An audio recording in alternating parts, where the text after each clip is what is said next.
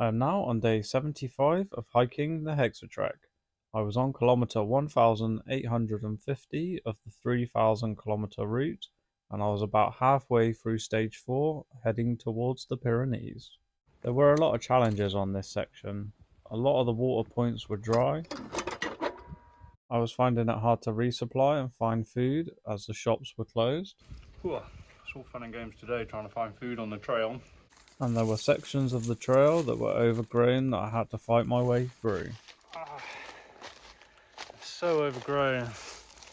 But as always on the Hexatrek, there was some beautiful scenery to enjoy along the way. This is a vlog of how I got on day 75 of through hiking the Hexatrek. Good morning. I'm on 1.3 miles walk today so far, and it's 9 o'clock. It's very hard to get myself out of my tent in the mornings. I'm just very cozy, very comfortable. But I keep dragging myself out, and some days I just don't want to hike. But once I'm up and packed and I'm hiking, I'm enjoying it again. It's just, I always find like nice little places to put my tent that I don't get disturbed, and then I'm just dead to the world. And my tent is like a little home from home now. I've been using my tent to wild camp along the trail for 75 days now, which is unbelievable. I mean, I have stayed in some hostels and campsites and a few hotels along the way, and I think I've wild camped about 60 nights so far now. I'm now 19 kilometers away from the shop, as you can see on the app there, and there should be drinking water about halfway between me and that shop. Hopefully. A lot of the drinking water fountains have been dry, so I'm banking on that fountain having water. This section wasn't the most interesting of hiking. There were lots of woods and lots of tracks to hike along, and every now and again it did open up to some beautiful views.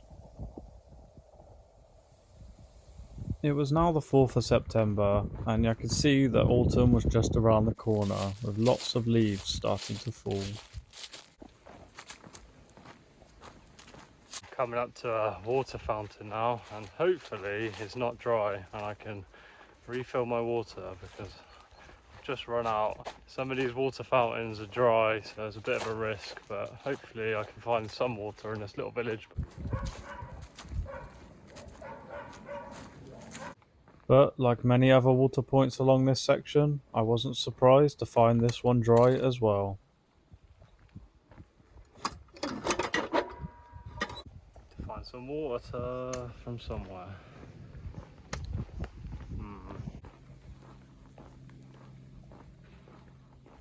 My strategy in those little villages are just have a little wander about, see if I can find a water tap anywhere, or what happened just there was find a very nice person outside their house and just say, "Ooh, s'il vous plaît," which means water please, and they're very, very friendly here, and she went off and come back with 1.5 litres of water for me. Now 10k away from the shop, I've got lots of water.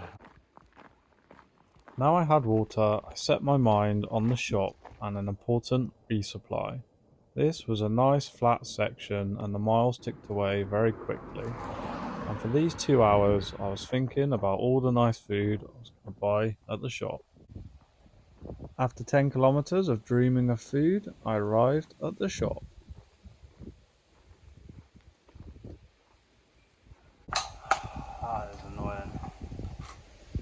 Shop is closed, and today is Monday and they close at 12:30 on a Monday, and it's 10 to 2.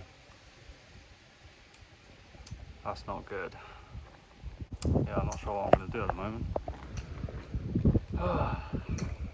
Not good, not good.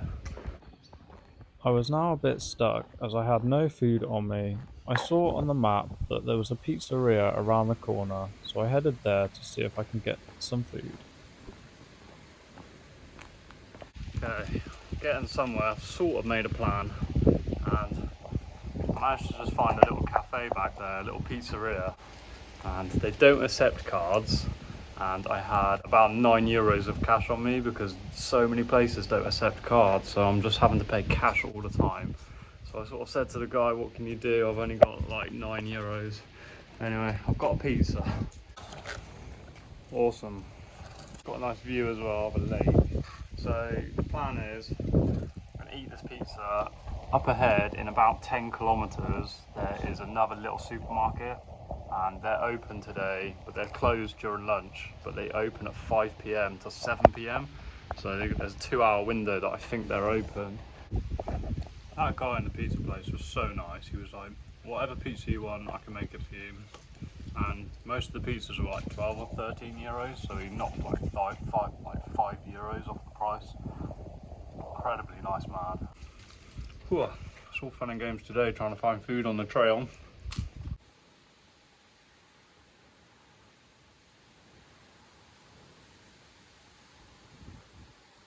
Wow, that went quickly.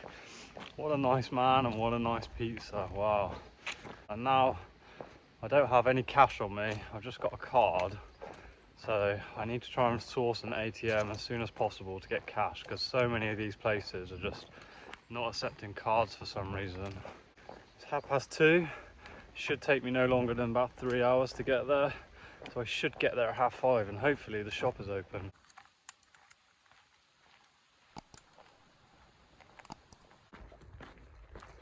This was a beautiful part of the Hexatrek with some interesting things to see. There was this beautiful turquoise lake and this incredible dam.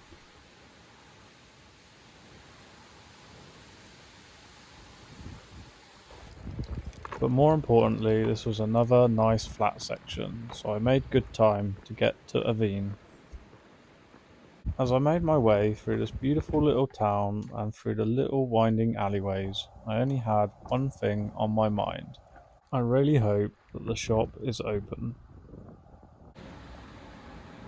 I'd made it, but I was early. It was now 20 to 5 and the opening hours said it opened again at 5 o'clock, so I had a 20-minute wait and I was just hoping that the shop would open at 5.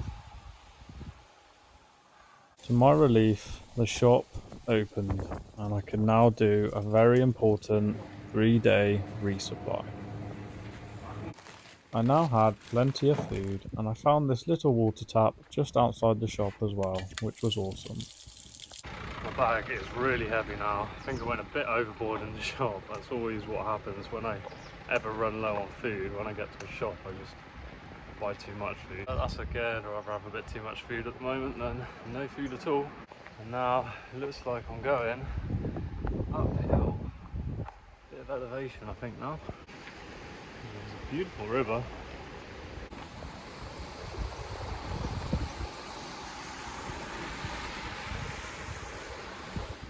Got a really good vantage point of Aveen now, where I just was.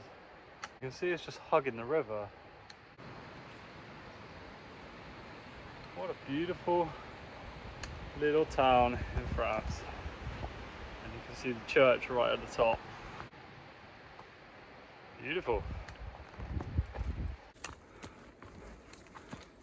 The Hexatrek was now following part of the GR71, which started off okay, but as the trail went on, it started to get very overgrown. Ooh. There's a lot of this GR71 that is very overgrown. Got like a thorn.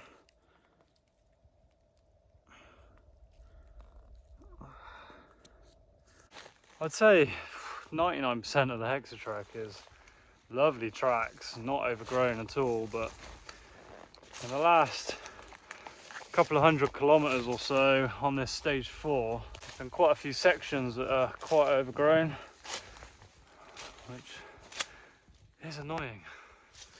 And it is currently 8:15, so I need to think about somewhere to camp very soon. Back on a somewhat normal trail through the woods now. It's so mentally tough when you get like a really overgrown part. Like, it's hard enough hiking like all day and trying to find food and water, and then you got the flies like landing on you and buzzing around. You top that off with just an overgrown path of brambles and It really does push you to your limits. The reality is I'm in the middle of the woods somewhere in France, don't really know where, following a Hexatrek on my own. So you've got to stay positive in these situations, otherwise things could just get a lot worse. It's starting to get dark here now, so I need to find somewhere. Hopefully it gets a bit flatter in a minute or soon, and I can find somewhere nice to put my tent.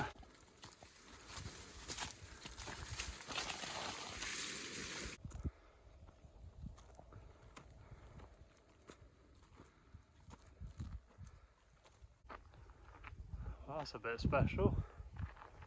That's my reward for battling through the undergrowth down there and the elevation. The trail like heads down here and off this way. It doesn't look like there's going to be anywhere easy to put my tent, so I'm just going to have a little look around here. I've decided just to put my tent here. It's right next to a big pylon. There's a big cross, which is probably the biggest cross I've seen in France. Oh, it's massive. And my tent would be right on this track, but it should be fine. I'm going to be gone early. Made it 25.8 miles today, so it's been a big day. So yeah, it's been quite the adventure, but it's just another day here on the Hexatrek. And just want to say thanks for watching. I'll see you in the next one.